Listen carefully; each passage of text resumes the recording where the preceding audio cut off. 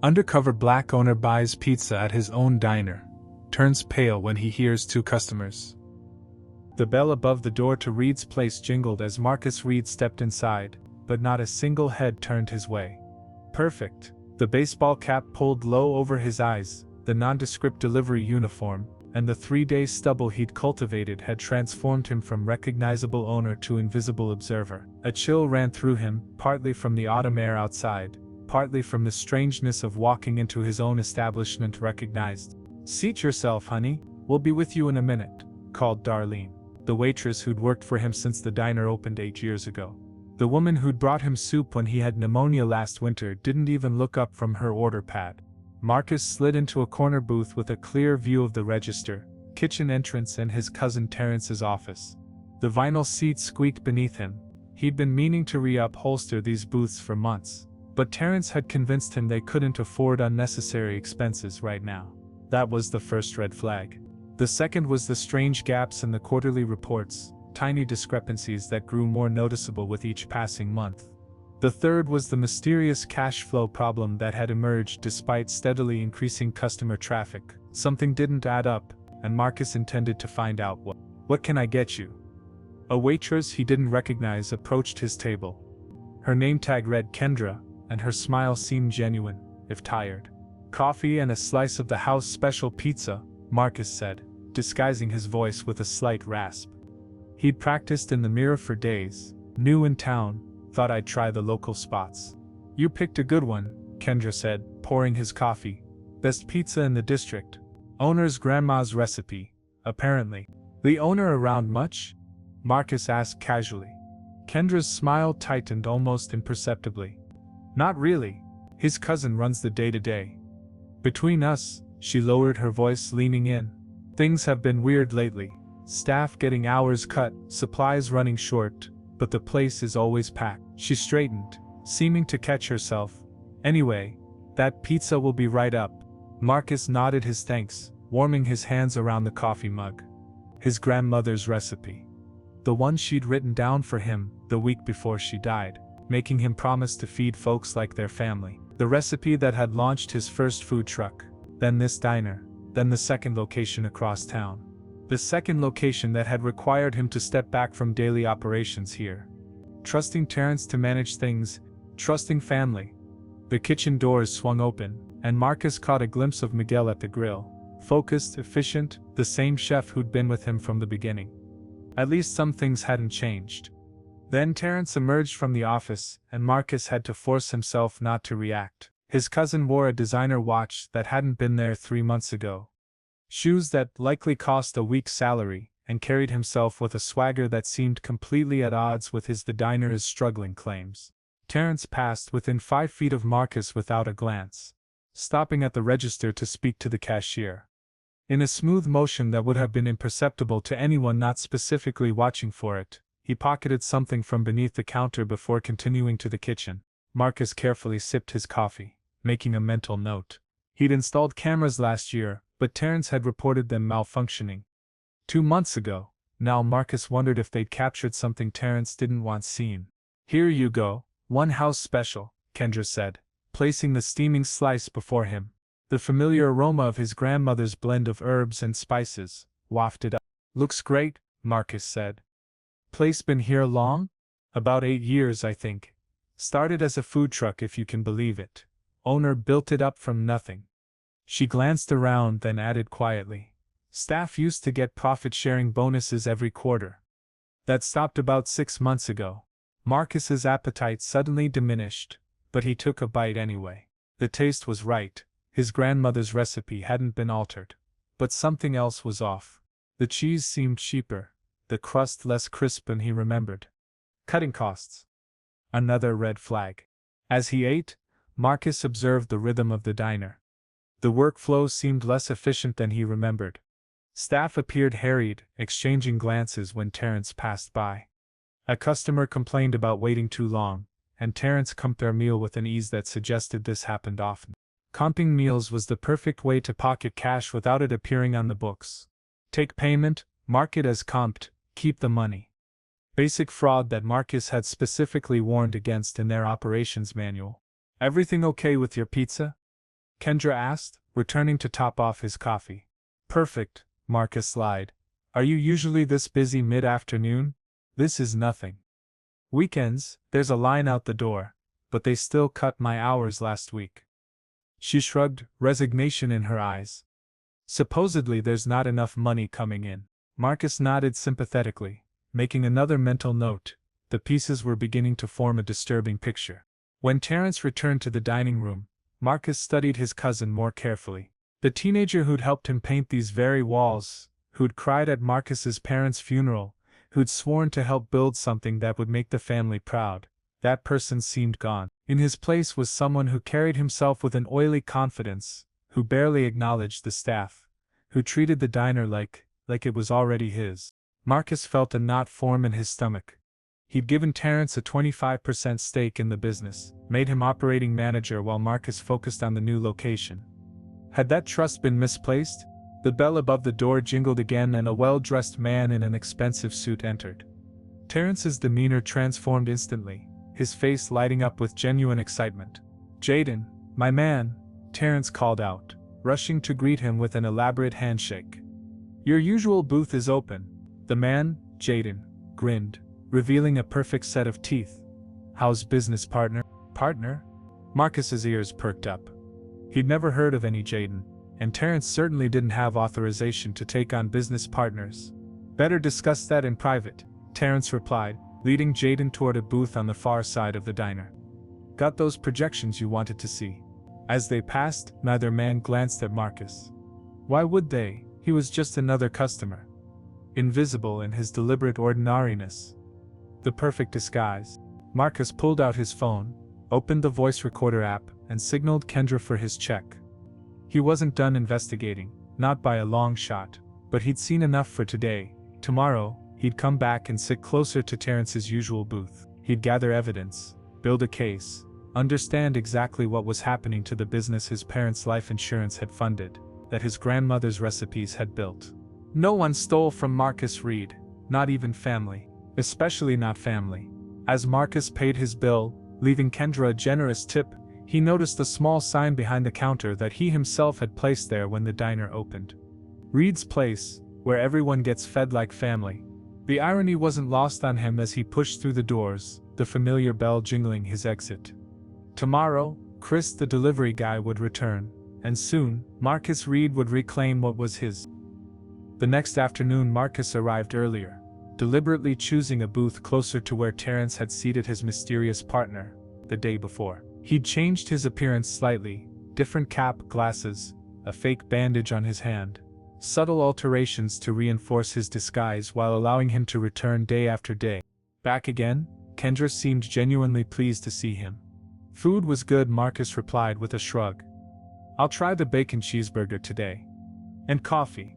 "Coming right up, Chris," she said, having asked his name yesterday. The fake name felt strange on his ears, a reminder of how completely his own people had failed to recognize him. Marcus positioned his phone on the table, voice recorder ready, and pretended to scroll through emails while observing the diner's operations. Business was steady for a Tuesday afternoon. Every cash transaction caught his attention, especially when the young cashier pocketed a bill while making change, using the same sleight of hand Terence had employed yesterday. The corruption had spread, but how far? The bell above the door chimed at precisely 2:15 p.m. and Marcus felt his pulse quicken. Jaden strode in, today's suit even more expensive looking than yesterday's. He carried a leather portfolio tucked under one arm and scanned the diner with the calculating eyes of someone assessing property rather than seeking a meal. Terence emerged from the back like a magician timing his entrance. "Right on time," he called out, leading Jaden to the same booth as yesterday, now just 10 feet from where Marcus sat.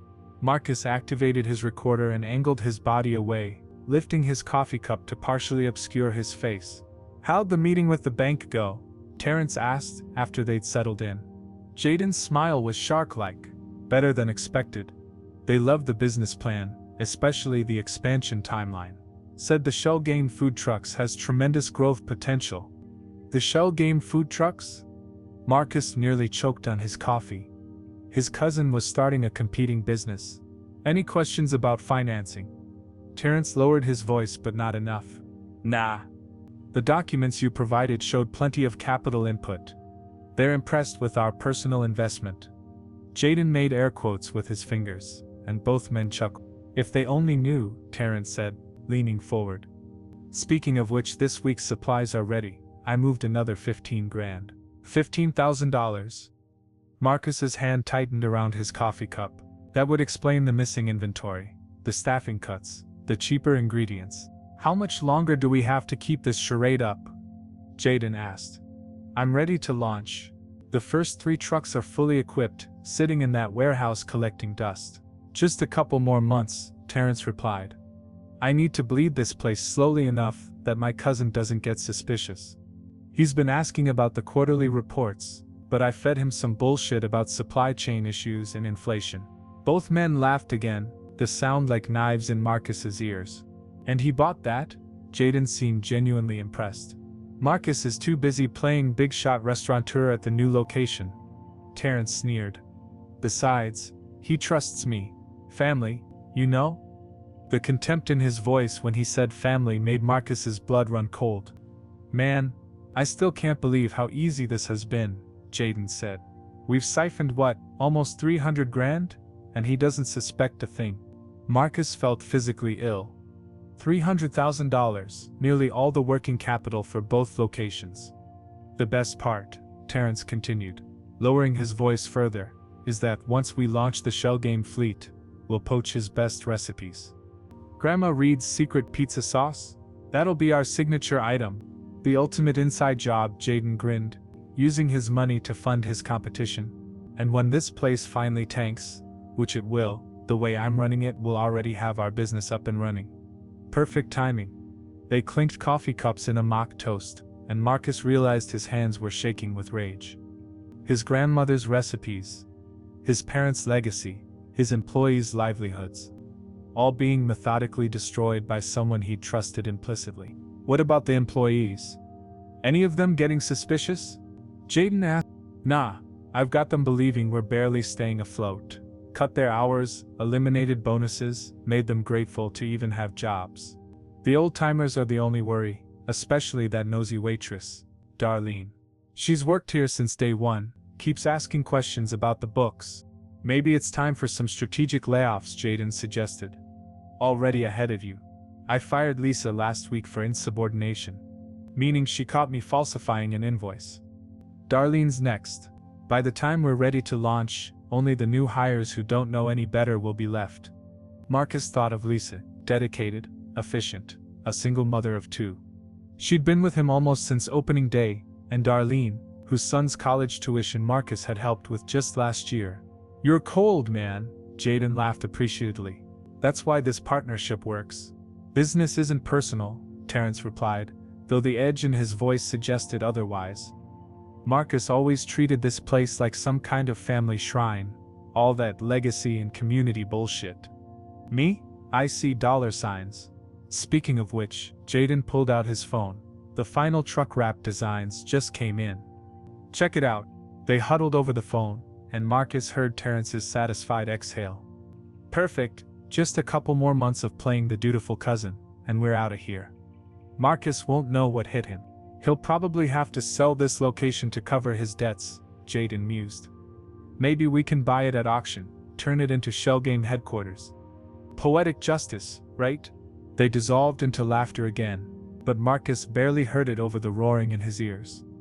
The betrayal was total, calculated, and deeply personal. When Kendra arrived with his burger, she found Marcus pale-faced, his coffee untouched. You okay, Chris? You look like you've seen a ghost. If she only knew, Marcus had just witnessed the death of everything he believed about family, and the birth of a cold, clear purpose. Terrence Reed was going down. For the next 3 days, Marcus became Reed's Place's most dedicated customer.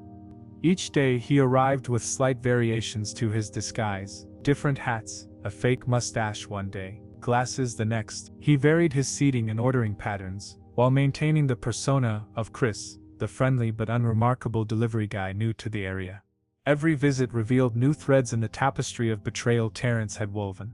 On Wednesday morning, Marcus positioned himself at the counter during the breakfast rush, nursing a coffee while watching the register. The young cashier Tasha, according to her name tag, handled a steady stream of customers with practiced efficiency, but something was off about the way she processed cash payments. When a family of 4 paid their $63 bill with a $100 bill, Tasha rang up $43 instead, gave the customer their change, then pocketed the extra 20 when she thought no one was looking. The move was so smooth it would have been imperceptible to anyone not specifically watching for it. "Refill?" Darlene asked, appearing beside him with a coffee pot. "Thanks," Marcus replied, keeping his voice low and unfamiliar. "Busy place. Always is during breakfast," Darlene said with a tired smile. "Been like this for years." "Must be good money for the owner," Marcus commented casually. Darlene's smile faltered. "You'd think so, but apparently we're struggling." She made air quotes with her free hand. "At least that's what management keeps saying whenever we ask why our hours got cut." "Doesn't look like you're struggling from where I'm sitting," Marcus observed. "Between us?" Darlene leaned in, lowering her voice. "Something's not right. I've worked here since Marcus, that's the owner, opened this place. I know what the numbers should look like. We're busier than ever, but somehow there's less money. Doesn't add up." "The owner's not around much?" Marcus asked. "He's been focused on the second location across town, left his cousin in charge here." Darlene's expression soured slightly. "Used to be a good kid, that Terrence. Now?" She shrugged. "Power changes people, I guess." As she moved to serve another customer, Marcus made a mental note. Darlene suspected something. No wonder Terrence wanted to get rid of her. During the mid-afternoon lull, Marcus struck up a conversation with Miguel, who'd emerged from the kitchen for a rare break. "Chef, that was the best Reuben I've ever had," Marcus said truthfully. Some things at Reed's place hadn't changed. Miguel beamed with pride. "Family recipe. Mr. Reed's father used to make it that way." "You've been here a while then?" "Since day one," Miguel confirmed. "Worked the original food truck with Marcus before this place even existed. Must have seen a lot of changes." Something guarded crossed Miguel's expression. "Some. Not all good." "Oh?" Marcus projected innocent curiosity. Miguel glanced toward the office door, checking if Terrence was nearby. "The ingredients for one thing. We used to get premium everything. Now, cheaper suppliers, smaller portions, cutting corners." He shook his head in disgust. "I've complained, but Terrence says it's what we can afford." "Tough economy," Marcus offered. "That's not it," Miguel said firmly. "Our sales are up. I see the tickets every day. More customers than ever. But the money?" He trailed off, then sighed. "I shouldn't talk about this with customers." "I understand," Marcus said, though inside he was seething. Even the food quality, the heart of his business, was being compromised. On Thursday morning, Marcus arrived early and parked across the street, watching the delivery entrance. At 5:45 a.m., a truck from Premium Meats backed up to the loading dock. The driver and Terrence exchanged words, then together unloaded what appeared to be a full delivery. But as Marcus watched through binoculars from his car, Terrence directed the driver to reload nearly half the shipment after having signed for the full amount. The driver handed Terrence an envelope, which disappeared into his cousin's pocket before he returned inside. Kickbacks. Of course. Later that day, positioned in a booth with a clear view of the office, Marcus watched Terrence emerge with a stack of invoices. His cousin approached Darlene at the counter. "I need you to sign off on these deliveries from yesterday," Terrence said, sliding the papers toward her. Darlene frowned as she reviewed them. "This says we received 50 pounds of premium beef, but I only logged 30 pounds when I checked the delivery." "You must have miscounted," Terrence replied smoothly. "I personally verified the full amount." "But, look, Darlene," Terrence cut her off, his voice hardening. "I don't have time for this. Either sign the forms or don't, but if you can't handle basic inventory verification, maybe we need to revisit your position here." The threat hung in the air between them. After a moment's hesitation, Darlene signed the forms, her lips pressed into a thin line. "Smart choice," Terrence said, collecting the papers with a satisfied smirk. On Friday morning, Marcus made his riskiest move yet. Arriving before opening, he parked behind the diner and used his owner's key to enter silently through the back. He went directly to his old office, now Terrence's domain, and quickly located the sales records for the past 3 months. The discrepancies were even worse than he'd imagined. Official sales figures had been systematically underreported by approximately 30%. Cash transactions were routinely marked as comped meals or recorded at lower amounts.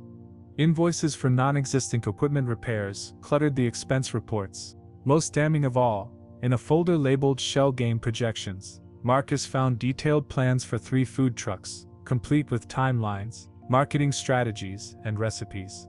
His recipes stolen from Reed's place. The final piece fell into place when Marcus found a stack of bank statements for an account he'd never heard of. T&J Holdings LLC, with deposits totaling over $300,000 in the past 8 months. Every deposit corresponded exactly with cash flow discrepancies in the diner's books. Footsteps in the hallway sent Marcus scrambling. He quickly photographed the most incriminating documents with his phone, returned everything to its exact position, and slipped into the supply closet. Seconds before Terrence entered the office, pressed against the closet door, barely breathing, Marcus listened as his cousin made a phone call. "Everything's on schedule," Terrence said to whoever was on the line.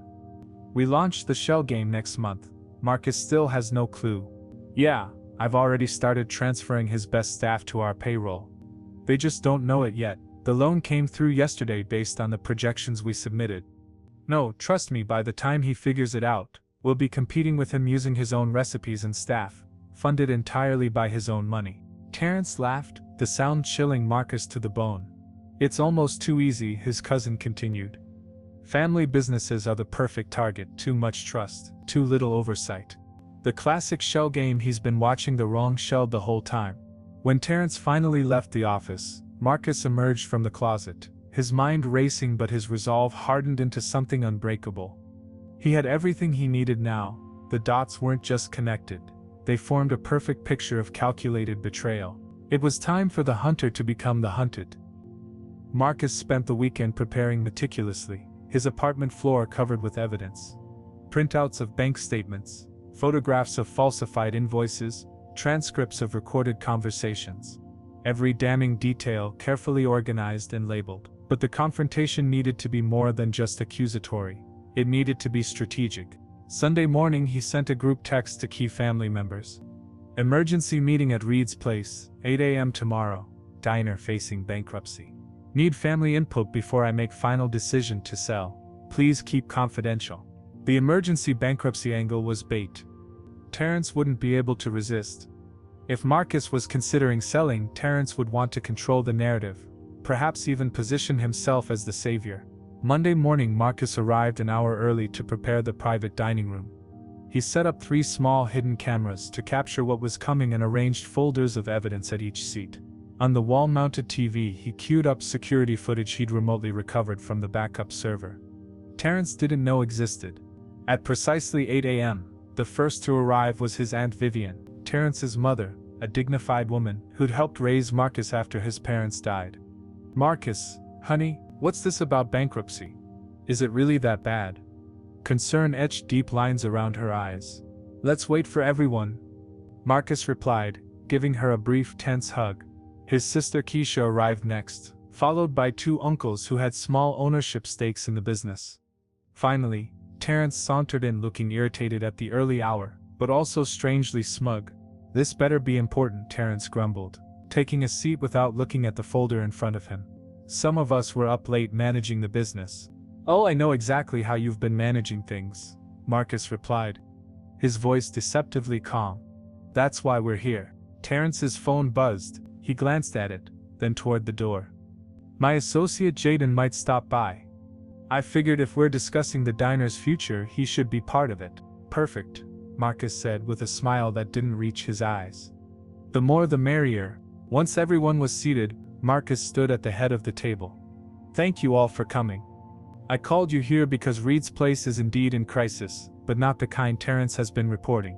Terrence shifted in his seat, his expression carefully neutral. "For months now," Marcus continued, "I've been told our flagship location is struggling financially, barely breaking even despite being busier than ever. Staff hours have been cut, ingredients downgraded, maintenance deferred, according to the books Terrence has been showing me. We're on the verge of bankruptcy." He paused, making eye contact with each family member. It was all a lie. The room went dead silent. "Reed's place has been thriving, record sales. Actually, the money simply hasn't been going where it should. Marcus clicked a remote, and the TV screen displayed side-by-side bank statements. On the left, the official diner accounts. On the right, an account for something called T&J Holdings LLC, opened 8 months ago by Terrence Reed and Jaden Michaels. Terrence's face drained of color, but he recovered quickly. I can explain. Please do, Marcus cut him off. Explain why over $300,000 has disappeared from Reed's place. Explain these. He clicked again, displaying the food truck designs. The Shell Game food trucks. Launching next month using my grandmother's recipes? Funded with money stolen from this diner? Aunt Vivian gasped, her hand flying to her mouth. Terrence, what is he talking about? This is ridiculous, Terrence scoffed, though sweat had begun to bead on his forehead. Marcus is making accusations because he's a failed businessman who can't handle. Open your folders. Marcus instructed everyone. You'll find bank records, falsified invoices, and transcripts of conversations Terrence didn't know were being recorded. As they flipped through the evidence, Terrence's bluster evaporated. He glanced desperately toward the door, likely hoping Jaden would arrive to back him up. What you won't find in those folders, Marcus continued, is how I gathered this evidence. You see, for the past week, I've been coming to the diner in disguise. The new customer Chris who ordered pizza, burgers, coffee. That was me. Confusion flickered across Terrence's face, then horrified recognition. That was you. Surprise, Marcus said coldly. I heard everything, Terrence. Your conversation with Jaden about bleeding the diner dry. Your threats to loyal employees, your plans to steal my grandmother's recipes. The door opened, and Jaden walked in, freezing when he sensed the tension. What's going on? Perfect timing. Marcus smiled without warmth. We were just discussing the Shell Game food trucks and how you've been helping Terrence embezzle from my diner. Jaden's eyes darted to Terrence, who gave an almost imperceptible shake of his head. I don't know what you're talking about, Jaden attempted. Marcus clicked the remote again. The TV now showed Terrence and Jaden at their usual booth, caught on the hidden camera Marcus had placed. The fool who owns this place hasn't even noticed the invoices for supplies we never ordered. Terrence's voice rang out clearly. By the time he figures it out, we'll be competing with him using his own recipes and staff, funded entirely by his own money. The recording continued for another excruciating minute. When it ended, no one spoke. Terrence, Aunt Vivian finally broke the silence, her voice quivering with disappointment. How could you? It was business, Terrence snapped, his mask finally slipping. Marcus always got everything, the praise, the success, the legacy. What about me? I've been running this place for years while he played big shot across town. I trusted you, Marcus said quietly. Your family. Family? Terrence laughed harshly. Is that what you call making me your glorified employee? I deserved more. So you decided to steal it. Marcus's voice remained steady. To destroy everything my parents, your aunt and uncle built. To risk the livelihoods of 27 people who depend on this diner. You don't understand. I understand perfectly. Marcus cut him off. And so will the police. Terrence's face hardened. You wouldn't dare. We're family. Not anymore, Marcus replied. He nodded toward the door, which opened to reveal 2 police officers and a man in a suit. Detective Wilson, thank you for coming. These are the individuals I mentioned in my report. Wait, Terrence stood abruptly, panic replacing his arrogance. Marcus, we can work this out. I'll pay it back. We don't need to involve the police. You're right about one thing, Marcus said, looking his cousin in the eye. Family is important. That's why I'm protecting this family's legacy from you.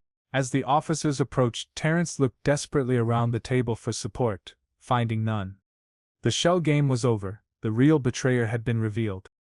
The next morning's local newspaper ran the headline, Family Betrayal at Popular Diner, Manager Arrested for Embezzlement. By noon, the story had spread throughout the community like wildfire, customers whispering over their coffee cups as Marcus moved through the diner, personally serving food and checking on tables. Is it true? Asked Mrs. Jenkins, a retired teacher who'd been coming for breakfast every Wednesday since opening day. Terrence stole from you? Marcus nodded, refilling her coffee cup. I'm afraid so, but Reed's place isn't going anywhere. Good, she patted his hand. Your daddy would be proud of how you're handling this. Those words sustained Marcus through the grueling day of damage control, speaking with suppliers whose invoices had been falsified, meeting with the bank to secure the accounts, and most painfully facing the staff who'd been lied to for months. I've gathered you all here, Marcus addressed the employees, who stood in a semicircle before him, after closing. Because you deserve the truth. Reed's Place is financially sound, the cuts to your hours, the missing bonuses, none of that was necessary. It was theft, plain and simple. A murmur ran through the group. Starting immediately, all hours are restored to previous levels. The quarterly profit-sharing bonuses will resume, with back pay for the missing quarters. He paused as several staff members gasped or teared up, and I'm implementing a 15% across-the-board raise to compensate for what you've been through. Darlene stepped forward, eyes glistening. We knew something was wrong, but we never imagined Terrence would.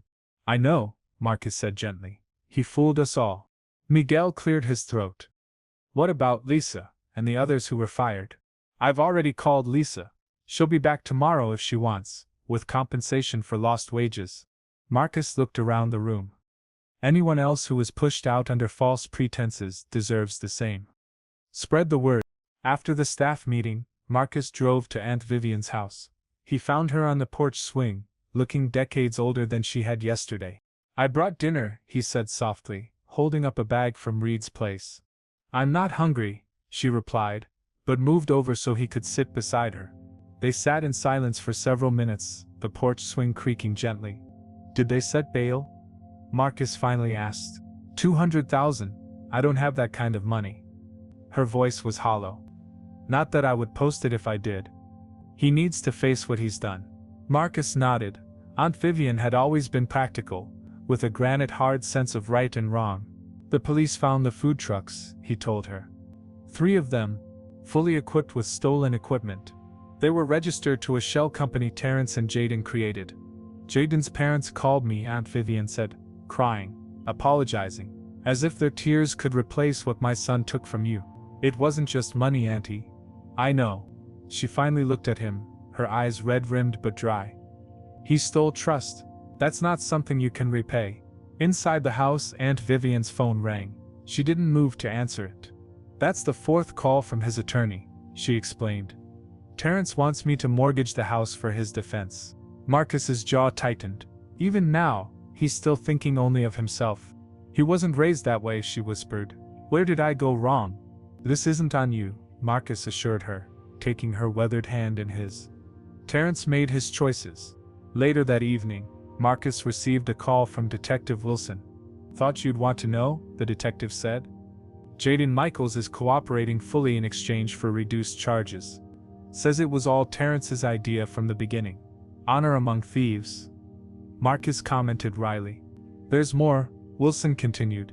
We found evidence they were planning to sabotage your new location across town. Anonymous health code complaints, negative online reviews from fake accounts, even plans to damage refrigeration equipment. This went beyond theft, Mr. Reed. Your cousin wanted to destroy you. The revelation landed like a physical blow. Thank you for telling me, Marcus managed. He drove to the diner after the call, needing to reconnect with the place that had been his anchor since childhood. Sitting alone in the darkened dining room, he could almost hear his father's voice. A business is only as successful as it is honest. The next morning brought a parade of delivery trucks to Reed's Place, premium ingredients returning, new menus being delivered, a technician installing upgraded security cameras. Marcus had called in every favor, worked through the night with suppliers, determined to restore what had been degraded under Terrence's management. By week's end, the community response had been overwhelming. Social media overflowed with supportive messages. Customers lined up to show their solidarity. Several local business owners stopped by to share their own stories of employee theft. None as devastating as Marcus's experience, but enough to make him realize how common such betrayals were. The district attorney's office called to inform him that both Terrence and Jaden had been indicted on multiple felony counts. The seized food trucks would eventually be auctioned after the case concluded, with proceeds going toward restitution. How are you holding up? Darlene asked, finding Marcus in his reclaimed office, surrounded by reorganized files and freshly audited books. One day at a time, he answered honestly. The staff took up a collection, she said, placing an envelope on his desk. Not much, but we wanted to do something. Inside was a gift card to his favorite barber shop, and a handmade card signed by every employee. The message was simple: family isn't always blood, we are your family now. Marcus swallowed hard, unable to speak for a moment. Terrence's lawyer called again. Darlene continued. Wants to talk settlement, offered to return some of the money if you drop charges. Marcus shook his head. There are some things money can't fix. That's what I told him. Darlene smiled. Almost those exact words. As she left, Marcus turned to the window overlooking the busy diner. Customers dining, staff moving efficiently, the business alive and thriving despite what it had endured. Like him, Reed's place had been betrayed but not broken. He picked up the phone and dialed Lisa's number. It was time to rebuild his true family, the one held together not by blood but by loyalty. 6 months transformed Reed's place completely. Not the menu. Marcus had restored his grandmother's original recipes down to the last pinch of secret spice, but everything else reflected renewal. Fresh paint and warm tones brightened the walls. New booths, still in the classic style but more comfortable, welcomed customers. A state-of-the-art kitchen gleamed where Miguel now supervised 2 apprentice chefs. The most significant change, however, wasn't visible. It was in the atmosphere, the renewed sense of family among the staff, the trust rebuilt day by day. On a crisp Saturday morning, Marcus gathered everyone before opening. Staff members clustered around, including those from the second location, brought over specially for today's announcement. 6 months ago, Marcus began. Someone tried to steal not just money but our legacy. Today, we're not just recovering, we're thriving. He unveiled the quarterly figures on a large chart. Sales had increased 40% from the previous year. Employee retention was at an all-time high. The waiting list for weekend reservations stretched 2 weeks.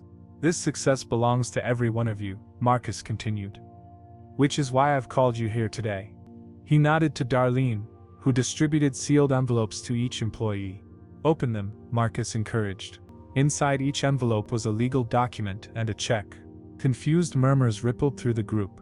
What you're holding, Marcus explained, is your share of Reed's place. I've restructured the business.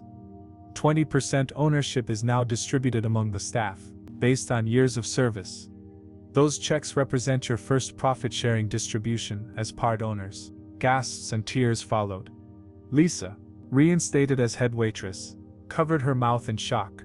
Miguel stared at his check in disbelief. Reed's place was never meant to be about one person. Marcus continued. My parents built it for the community. My grandmother's recipes were meant to feed everyone like family. The betrayal we experienced showed me that blood doesn't guarantee loyalty, but all of you have proven that loyalty deserves to be rewarded. He unveiled a new sign to be mounted above the entrance. Reed's Place, where family is earned. The celebration continued through the special brunch service that followed. The diner packed with community members who had stood by them through the scandal. Local news covered the event, interviewing staff turned owners about the innovative business model.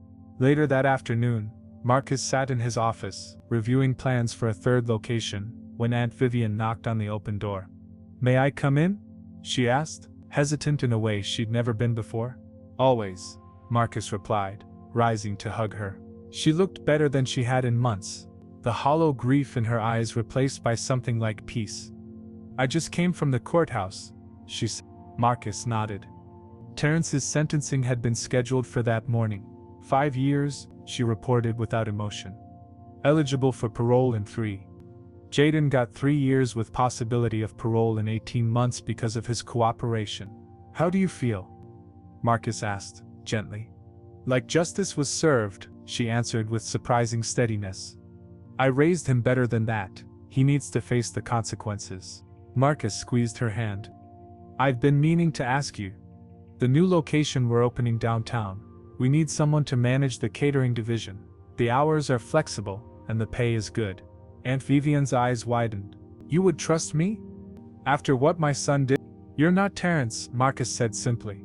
You've never been anything but honest with me. She wiped away a tear. I'll think about it. Thank you. After she left, Marcus visited both locations, checking in with staff, greeting customers, maintaining the hands-on approach he should never have abandoned. By evening, he returned to the flagship diner, where a private event was being held, a reunion of sorts. The original food truck sat parked outside, restored to its former glory. Inside, those who had been with Reed's Place from the beginning gathered to commemorate its 10th anniversary, delayed by 6 months because of the crisis, but no less meaningful. As Marcus moved through the crowd, accepting congratulations and sharing memories, his phone buzzed with a text message from an unknown number. "I heard about what you did with the business. Smart move. They'll still steal from you, just less obviously. Once a thief, always a thief." Marcus stared at the message, recognizing Terrence's bitterness even through the digital text. He typed a response, then deleted it, then typed again. "Blood doesn't make family. Loyalty does. I hope you find peace, Terrence." He blocked the number and rejoined the celebration, determined not to let the past poison the future. Near midnight, after everyone had gone, Marcus sat alone at the counter of Reed's Place, nursing a cup of coffee. The diner seemed to hold the echoes of the day's laughter, of 10 years of service, of his parents' dreams. He reached beneath the counter and pulled out his grandmother's handwritten recipe book, its pages yellowed and stained from decades of use. Opening to the first page, he read the inscription she'd written to him: "Feed them like family." "Marcus, the secret ingredient isn't in these recipes, it's in how you treat people." He traced her handwriting with his finger, smiling at how right she'd been. The betrayal had nearly destroyed everything, but it had also forced him to discover what truly mattered about his legacy. It wasn't the buildings or the brand or even the beloved recipes. It was the community he'd built, the family he'd chosen, the trust he'd earned back day by day. Rising from the counter, Marcus turned off the lights and looked back at the darkened diner. The shadows couldn't hide what he now saw clearly. Reed's Place wasn't just surviving, it was being reborn, stronger than before. Some legacies couldn't be stolen, they could only be earned, protected and passed on by those who understood their true value. And that was a lesson worth every painful penny it had cost to learn.